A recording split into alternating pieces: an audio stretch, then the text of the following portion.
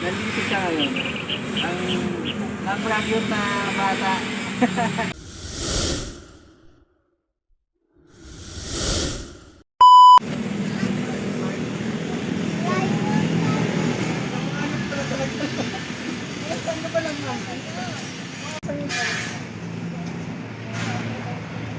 Okay lang ba na may video tayo? Tatlo po yung anak mo. Paano po trabaho niyo, ma'am? Paano itong tatlo yung anak na sa paloob ng lahat ng bahay?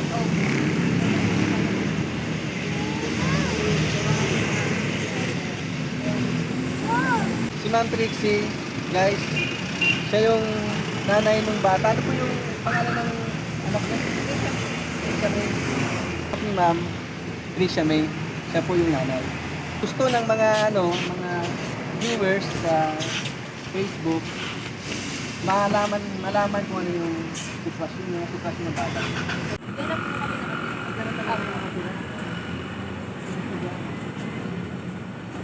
Pero may may practice ka, may isang kabangalan talaga.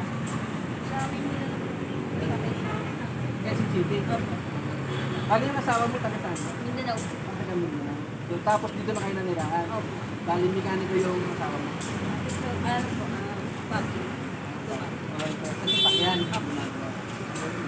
So yun guys, nandito tayo ngayon sa San Pedro, Laguna para i-update. Ate, dito pala.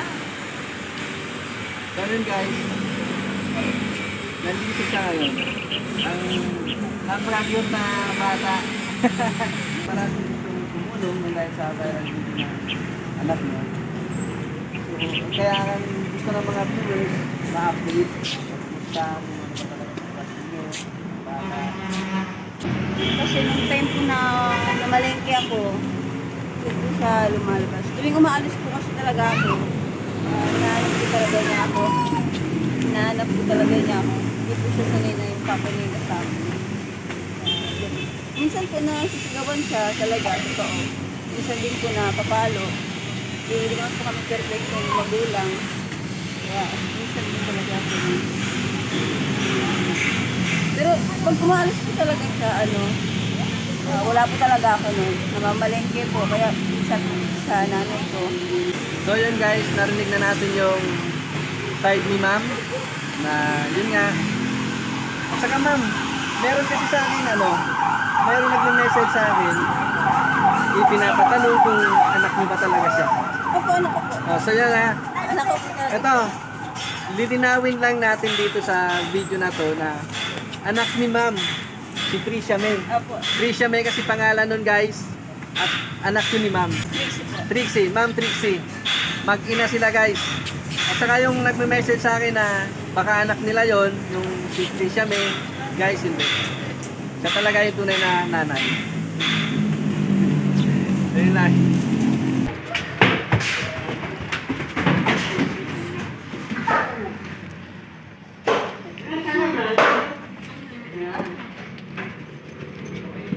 So yun guys, nandito tayo sa bahay ni Trisha May, yung bata.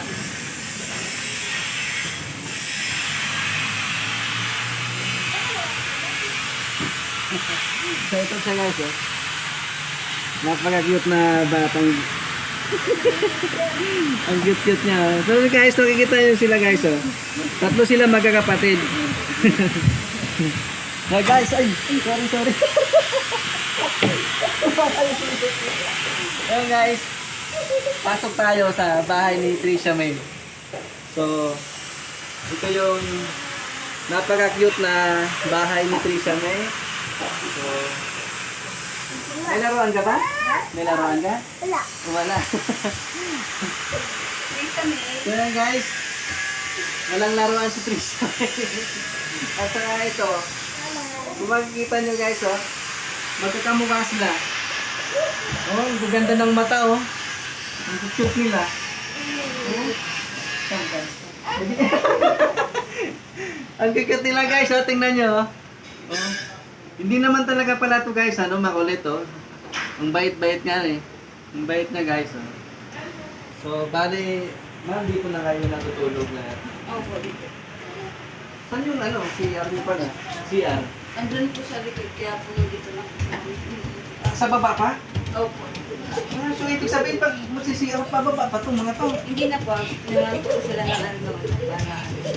Para May hindi na sila bababa.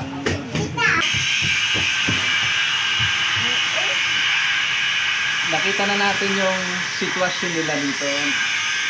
So, si Trisha May, okay naman yung kalagayan nila dito. Ito, ang kukulit niya, oh. Ang babait nila, guys, ang babait. So, anong gusto ni Trisha May? Anong gusto ni Trisha May? Dali. Sabihin mo doon, dali. Dali. Grabe ko. Dali. Dali. Tingin ka sa camera. Anong gusto mo? Anong gusto mo?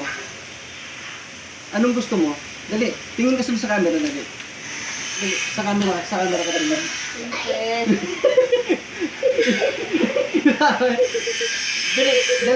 Dali. Tingin ka sa camera. Anong gusto mo? Anong gusto mo?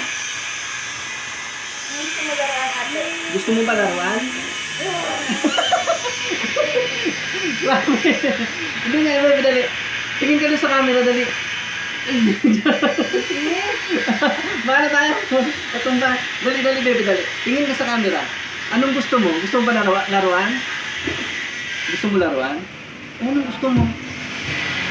Anong gusto mo, dali? Tingin ka doon. Anong gusto mo? Ah. Dali. Dali na, dali. Anong gusto mo? Gusto mo ba laruan? Ha? Ano ayaw mo? Ay, anong gusto mo? Anong gusto mo? Jollibee? Pagkain? Ha? Kain. O, pagkain daw, guys. Guys, pagkain ang gusto ni Trisha May.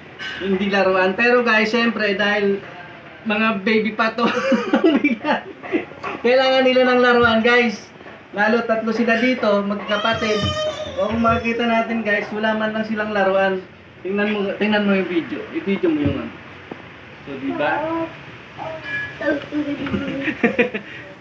So, yung guys, nakita nyo, kahit isang laruan, wala man lang dito. So, syempre, mga baby pa to, mga bata pa to eh. Nag-brown out. Nag-brown out, Trisha May. Hindi ka lang. Trisha May. So yun, napakakulit. Napakakulit ni Trisha May. Wait lang nga. So yun guys. Ma'am, kung sakali man na... Kasi... Nakikita ba? Kung sakaling may... Kasi maraming nagme-message na gustong tumulong. Sa dito nga kay Trisha May. Siyempre sa inyo na rin. Anong masasabi niyo? Bebe, ano? Baka maano yung leg mo, bebe. Lapit ko siya. Mama. Nakikita ba? Brown out eh. Nice po. Kung sakali man kasi, di ba? Marami kasi nagme-message sa akin na gustong tumulong sa inyo. Ano pong masasabi sa kanila? Thank you po. Thank you. So, yun guys, teka lang, baby, teka lang. Trisha May. Sa mga gustong magpaabot ng tulong dito kay Trisha May at sa mga kapatid niya, kasi tatlo sila guys, magkakapatid. Sa kanila na lahat guys, kasi kung makita naman natin ito, dito sila guys sa maliit na tirahan na to. Dito sila nakatira. Kahit isang laruan, wala sila. So yun guys, ang kukulit nila guys. Saka ang gaganda ng mga batang to. Oh. So 5 years old, hindi pa siya kinder. Pero tama ba? Kinder na hindi? Kinder na po. 5 years old. Oh, pero hindi pa siya pupasok. Hindi po.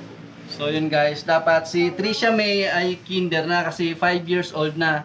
Kaso, hindi siya guys nag-aaral. Kaya sana matulungan natin sila guys sa mga may mabubuting puso. Ito kapatid to ni Trisha May. Ang kulit. Sige Grabe, sobrang pawis na kami dito. So, nakakaawa dito sa ano, sa bunso. Dali, bebe, baka bebe, dali. Bibi. So yun lang guys. Maraming salamat po sa mga gustong tumulong sa pamilya ni Trisha May. Tungkol naman po sa asawa ko, hindi naman po niya sinasaktan. Nasisigawan. Pero hindi po niya pinapalo. Mama, Dani.